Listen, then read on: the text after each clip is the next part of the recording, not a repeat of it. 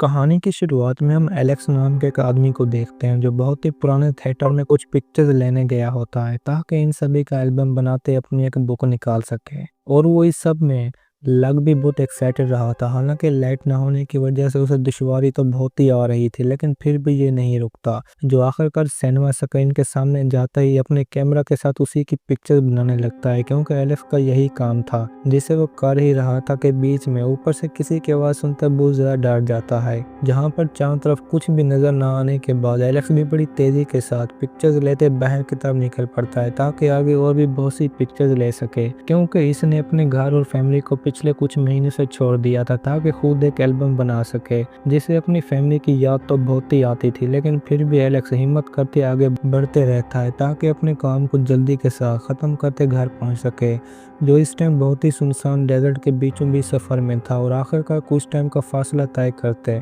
ये भी एक टाउन में पहुंच जाता है जिसमें इसे सिवाय सन्नाटे के कुछ भी नजर नहीं आता। और ये बात एलेक्स के लिए बहुत ही फायदेमंद थी, क्योंकि इसका ये टूर बहुत ही मजेदार होने वाला था। जो रास्ते में अपने सामने की बिल्डिंग देखते ही अंदर पहुंच जाता है, जिसके बारे में एलेक्स को जल्दी मालूम हो गया था कि यह एक मिलिट्री बेस कैंप है जहां पर सभी जेट की पिक्चर्स और उनको बनाने के तरीके भी 1 बाय 1 मौजूद थे, जिसकी वजह से एलेक्स इनकी भी पिक्चर्स बनाने लगता है। हालांकि इसी भी सन्नाटे की वजह से इसे डर भी लगता है, लेकिन यह बिना रुके अच्छे अच्छे सीन की पिक्चर्स लेते दोबारा गाड़ी में पहुंच जाता है। अब रात टाइम हम भी एलेक्स को एक होटल के अंदर देखते हैं जहां पर वो एक कमरा लेते ही फ्रेश होने लगता है और वो बेड पर जाते अपनी बीवी को भी इस सब के बारे में बता देता है कि आज का दिन मेरा बहुत ही अच्छे तरीके से गुजरा। और ऊपर से वो ये भी बताता है कि मुझे अपनी जिंदगी ऐसे लग रही है जैसे मैं दोबारा से जी रहा हूँ। तभी बाहर निकलते उसे अपने सामने रोड पर एक पोस्टर भी नजर आता है, जिसकी सबसे अजीब बात बस यही थी कि पोस्टर पर कुछ भी नहीं था सिवाय व्हाइट रंग के अलावा। जिसके बाद ये भी अपने कैमरा को साफ करते बिस्तर पर लेटे मूवी देखने लगता है। अब अगले दिन हम फिर से एलेक्स को एक नए एक्साइटमेंट के साथ देखते हैं, जो अब उसी डेजर्ट के अंदर एक गरासी प्लॉट में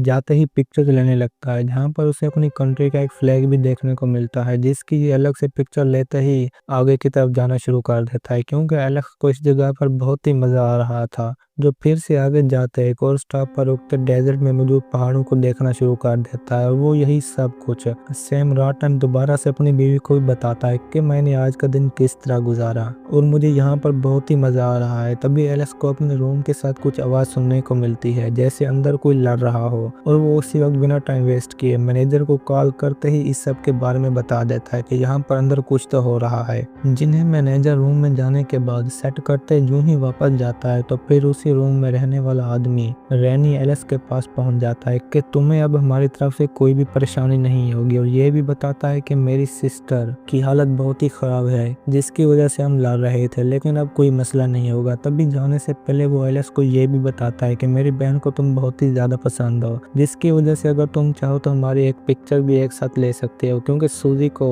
पिक्चर्स बनवाना बहुत ही पसंद था। जिसकी बात सुनता एलेक्स भी फौरन मान जाता है। जहाँ पर उसी टाइम सूजी आते ही एलेक्स को देखते बहुत खुश हो जाती है, जिसके रवैये से ये तो वाज़ेह हो जाता है कि ये लड़की अच्छी तो बिल्कुल भी नहीं है। और साथ में इनकी पिक्चर्स लेते वक्त खुद एलेक्स भी समझ जाता है, क्योंकि अब वो इसे बियर पिलाने में लग जाते हैं। एलेक्स खुद भी नहीं रुकता, जो उन्हीं के साथ ही अपने रूम में पार्टी शुरू कर देता है, जबकि रैनी इस समय एलेक्स की सूजी के साथ बहुत ही खराब पिक्चर्स बनाने लगता है, लेकिन ये दोनों अपने ही मजे में थे। सुबह होने के बाद जब एलेक्स अपने होश में आता है तो उससे भी कुछ सही नहीं लग रहा होता, जिसकी वजह से बिना टाइम वेस्ट किए गाड़ी रहते रैनी की तरफ निकल पड़ता है। जहाँ पर रास्ते में वो एक स्टॉप पर रुकते ही रैनी को रात टाइम के बारे में बताने लगता है कि मुझे बहुत ही मजा आया, जिसकी बातों को सुनने के बाद रैनी एलेक्स को भी अब एक और ऑफर करता है कि अगर तुम चाहो तो मेरी बहन के साथ एक रात भी गुजार सकते हो, जिससे तुम्हें और भी मजा आएगा। जिसके बाद एलेक्स के अंदर भी लालच पैदा हो जाती है, जो बिना टाइम वेस्ट किए एक साथ ही सूजी के घर पर निकल पड़ते हैं, क्योंकि रैनी अब उसे एक सीक्रेट हाउस में ले जा रहा था जहां पर वो सूजी के साथ मजे कर सके। तब भी वो रास्ते में एलेक्स की पिक्चर देखते ही चौंक जाता है, क्योंकि उसने अपनी एक पूरी बुक भी पहले से बना रखी थी, जिसमें बहुत ही खूबसूरत पिक्चर्स होने के साथ साथ और भी बहुत से एल्बम मौजूद थे, जिन्हें एलेक्स ने बड़ी मुश्किल से इकट्ठा किया था, जिनकी मंजिल भी अब आखिर में आ ही जाती है, जहाँ पर ये दोनों घर के सामने जाते ही गाड़ी से निकलकर बातें करना शुरू कर देते हैं, क्योंकि एलेक्स को सूजी कहीं पर भी नजर नहीं आ रही थी। तभी बीच में रैनी अपनी पॉकेट से एक नाइफ निकालते ही एलेक्स के ऊपर बहुत बुरी तरह हमला कर देता है, जिससे इसकी वहीं पर ही मौत हो जाती है। और इसी के साथ ये बात भी वादे हो जाती है कि ये दोनों रैनी और सूजी लोगों को अपने जाल में फंसाते ही जान से मार देते हैं, जिसकी बीवी कुछ दिनों से कॉल न आने पर भी बहुत ज़्यादा परेशान थी और वो इसी वजह से एक लायर से भी मिलती है, जिसे उसने पर्सनली अपने हस्बैंड को ढूंढने के लिए हायर किया था, क्योंकि वो कुछ दिनों से अपने हस्बैंड की कॉल ना आने पर बहुत ही ज़्यादा परेशान थी और वो इसी वजह से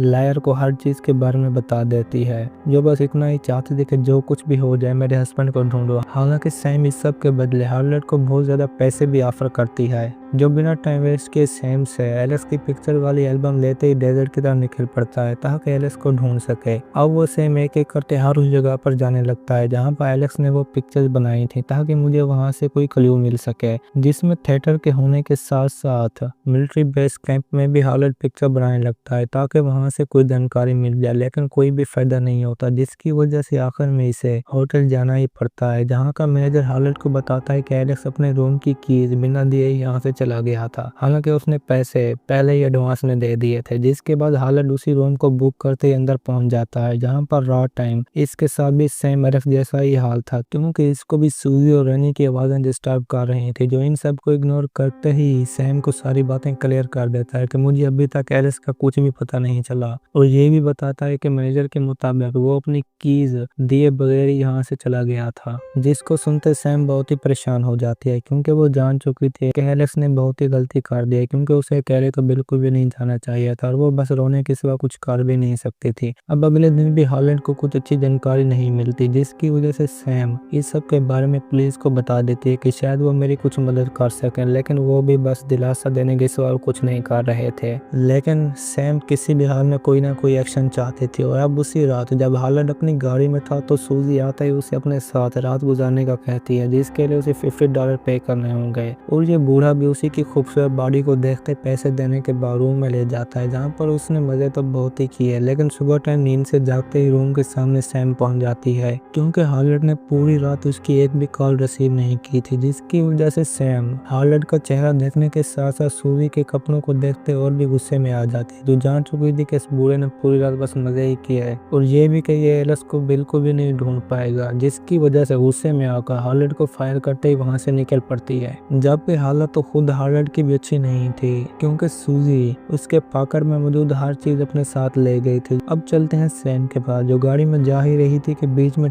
गाड़ी का टायर पंचर होते उसकी परेशानी में और भी इजाफा हो जाता है, जिसकी वजह से मदद मांगने के चक्कर में आगे उसे मिलता भी रहनी है। सैम को रॉड के मारने के बाद बेहोश करते ही एक चेयर के साथ बांध देता है, जो होश में आने के बाद अपने हस्बैंड की बॉडी सामने देखते ही बहुत जोर से रोना शुरू कर देती है, क्योंकि इन सभी का बस काम ही यही था, जो इस डेजर्ट में आने वाले सभी लोगों को सबसे पहले लूटने के बाद उन्हें वहीं पर जान से मार देते थे। और इसी वजह से सैम भी हार्लेट की जख्मी बॉडी को देखते बहुत ज्यादा रोने लग जाती है, क्योंकि उन्होंने एलेक्स की बॉडी के कुछ पार्ट्स भी काट दिए थे। लेकिन उसी वक्त हम बीच में हार्लेट को बिल्डिंग के अंदर आता हुआ देखते हैं, जिसने सबसे पहले बिल्डिंग के अंदर एंटर होते ही इन सभी के सीनियर को वहीं पर ही गन के साथ मार दिया था। और इसी के साथ अब आगे बढ़ते रैनी को भी अपने सामने देखते गन के साथ मार देता है, लेकिन इसी बीच वो खुद रैनी के नाइफ से बहुत जख्मी हो गया था, जिसकी खबर गाड़ी में भागते वक्त सैम को भी हो जाती है, क्योंकि जब ये वहां से भाग रहे थे तो हार्लेट ने सैम को कुछ भी नहीं बताया था। जब उसी वक्त ही बहुत ज्यादा खून बह जाने की वजह से गाड़ी में ही मारा जाता है, और अब बीच में